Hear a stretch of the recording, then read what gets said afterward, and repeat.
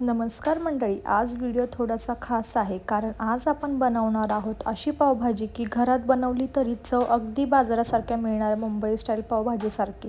गरमागरम भाजीवरून वितळणारं बटर, बाजूला कुरकुरीत भाजलेला पाव आणि त्यावर थोडासा कांदा, लिंबू। आता हे ऐकूनच भूक लागली ना? पण आज आपण फक्त पावभाजी नाही बनवणार तर भाजीला एकदम छान रंग कसा आणायचा, चव कशी बॅलन्स करायची, भाजी पातळ किंवा घट्ट झाली तर काय करायचं, पावभाजी रेस्टॉरंट स्टाईल टेस्ट देण्यासाठी माझी छोटीशी ट्रिक काय आहे हे सगळं आजच्या व्हिडिओमध्ये तुम्हाला सांगणार आहे। तो व्हिडिओ शेवटपर्यंत नक्की पहा, स्किप न करता। आणि तुम्ही पावभाजी प्रेमी असाल तर सुरुवातीलाच कमेंटमध्ये हार्ट टाका। तर सर्वात प्रथम इथे मी कुकरमध्ये शिमला मिरची, बटाटा, फ्लॉवर, टोमॅटो, वाटाणा हे भाज्या घेतलेल्या आहेत। यामध्ये तुम्ही गाजर, बीट, बीन्ससुद्धा ॲड करू शकता। इथे मी फक्त इतक्याच भाज्या ॲड केलेल्या आहेत। ह्या सर्व भाज्या ज्या आहेत ते कुकरमध्ये 2 शिट्टीमध्ये चांगले असे शिजवून घ्यायचे आहेत। आता तुम्हाला प्रश्न पडला असेल की इतक्या सगळ्या भाज्या का? तर मंडळी, पावभाजीची मजा फक्त बटाट्यामध्ये नाही तर वेगवेगळ्या भाज्या एकत्र आल्यावरच तिची खरी चव तयार होते। आणि सगळ्यात महत्त्वाचं म्हणजे ही रेसिपी अशी आहे की तुमच्या घरात उपलब्ध असलेल्या भाज्यांनुसार तुम्ही थोडेफार बदल करू शकता। तुमच्या घरी कोणती भाजी जास्त वापरतात पावभाजीमध्ये ते मला कमेंटमध्ये नक्की सांगा। तुम्ही ते पाहू शकता, हे ते मी सर्व ह्या भाज्या घेतलेल्या आहेत ते सर्व आपण कुकरमध्ये 2 ते 3 शिट्टीमध्ये शिजवून घ्यायचं आहे, जेणेकरून भाज्या ज्या आहेत त्या आपल्या सॉफ्ट अशा शिजल्या जातील। भाज्या खूप जास्त शिजवल्यानंतर भाजीची जी कन्सिस्टन्सी आहे कंट्रोल करणं थोडंसं कठीण होतं, त्यामुळे गरजेपुरतंच पाणी वापरलं तर छान। तुम्ही तर पाहू शकता जितकं भाज्या आहे तितकंच यामध्ये पाणी टाकायचं आहे आणि कुकरला 2 ते 3 शिट्टीमध्ये भाजी जी आहे ह्या सर्व शिजून घ्यायचं आहे। तर तुम्ही पाहू शकता इथे मी जितकं भाज्या आहे तितकंच पाणी टाकलेलं आहे आणि सगळं मिक्स करून घ्यायचं आहे। पूर्ण असं मिक्स झाल्यानंतर आपली जी भाजी आहे ती मस्त अशी शिजून निघते। आणि तुम्ही पहिल्यांदाच माझ्या चॅनलवर आला असाल तर चॅनलला सबस्क्राईब करा आणि बेल आयकॉन दाबायला विसरू नका। आणि ही जी रेसिपी आहे ती तुमच्या पावभाजी प्रेमी मित्रमैत्रिणींना शेअर करायला विसरू नका आणि व्हिडिओ स्किप न करता शेवटपर्यंत नक्की पहा। त्यानंतर इथे कुकरमध्ये 2 ते 3 शिट्टी असं घेऊन आपले जे भाजी आहेत ते मस्त असे शिजलेले आहेत, तुम्ही ते पाहू शकता। भाज्या चांगल्या शिजून घ्यायच्या आहेत, त्यानंतर ते तुम्ही मिक्सरमध्ये सुद्धा फिरवू शकता किंवा स्मॅश करू शकता। अशा प्रकारे इथे सर्व भाज्या जे आहेत ते चांगले शिजलेले आहेत। भाजी जितकी छान स्मॅश होईल तितकी तिची टेक्स्चर क्रीमी आणि एकजीव होईल, त्यामुळे तुम्हाला जशी एकदम बारीक करता येईल तशी तुम्ही जी भाजी आहे ती एकदम स्मॅश करू शकता। त्यानंतर इथे आपण मसाला तयार करायला घेत आहोत। तर सर्वप्रथम मी इथे कढईमध्ये अमूल बटर आणि तेल टाकून घेतलं आहे। आणि मंडळी, बटर कढईत पडल्यावर जो सुगंध येतो ना, इथूनच पावभाजीची खरी सुरुवात होते। तर त्यामध्ये आपण ते बटर आणि तेल चांगलं गरम झाल्यानंतर यामध्ये जिरं टाकून घ्यायचं आहे। जिरंसुद्धा चांगलं तडतडेपर्यंत बटर आणि तेलामध्ये परतून घ्यायचं आहे, जेणेकरून आपल्या पावभाजीचा जो फ्लेवर आहे तो खूप छान येतो आणि टेस्टही खूप छान लागते। तर तुम्ही पाहू शकता बटर आणि तेलामध्ये हे सर्व जिरे जे आहेत ते मस्त असे तडतडत आहे। अशा प्रकारेच जे बटर आहे आणि जिरे जे आहे ते चांगले असे भाजून घ्यायचे आहेत, तुम्ही पाहू शकता व्हिडिओमध्ये। त्यानंतर ह्यामध्ये बारीक चिरलेला कांदा टाकायचा आहे। कांदा जो आहे तो चांगला गोल्डन हलका रंगाचा होईपर्यंत चांगला भाजून घ्यायचा आहे, चांगला परतून घ्यायचा आहे। आणि कांदा लवकरात लवकर परतावा त्यासाठी यामध्ये तुम्ही चवीनुसार मीठ टाकू शकता।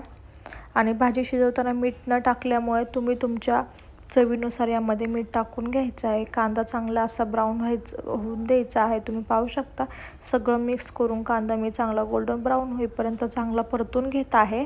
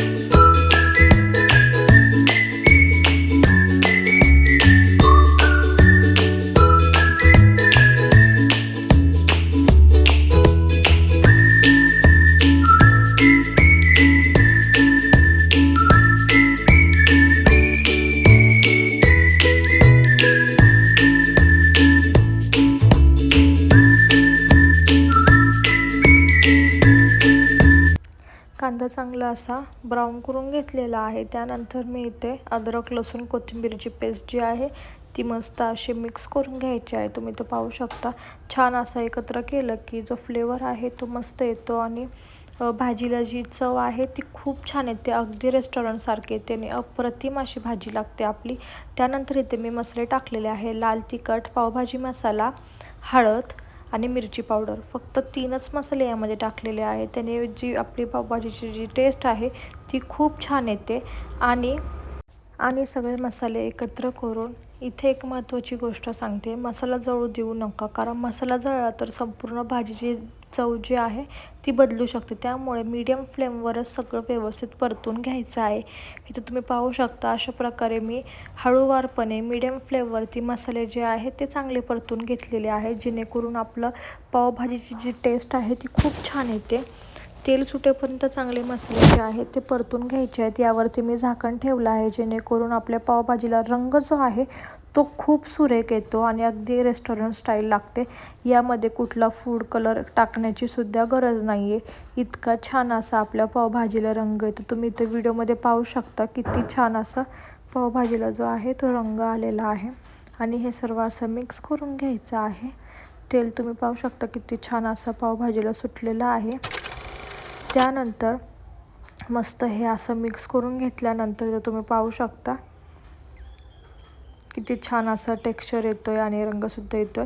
आणि इथे जर तुम्ही ती पावभाजी स्मॅश केलेली असेल ती यामध्ये टाकून घ्यायची आहे, खूप छान अशी स्मॅश करायची आहे बारीक, जेणेकरून आपली पावभाजीचं जे टेक्स्चर आहे ते खूप छान क्रीमी येतं आणि खायलासुद्धा छान अशी लागते। अशा प्रकारे ही जी भाजी आहे स्मॅश केली ती यामध्ये सर्व अशी एकजीव होईपर्यंत सगळी मी अशी परतून घेत आहे। तुम्ही ते पाहू शकता रंग किती छान येत आहे। भाज्या टाकल्या तरीसुद्धा रंग जो आहे तो आपल्या पावभाजीचा खूप छान येत आहे। आणि यामध्ये कन्सिस्टन्सी जी आहे ती बॅलन्स होण्यासाठी तुम्हाला जितकं पातळ हवं आहे किंवा घट्ट हवं आहे तितकं तुम्ही यामध्ये पाणी टाकू शकता। इथे पाहू शकता अशा प्रकारे ते मी ही पावभाजी जी आहे ती मस्त अशी मिक्स करून घेतलेली आहे।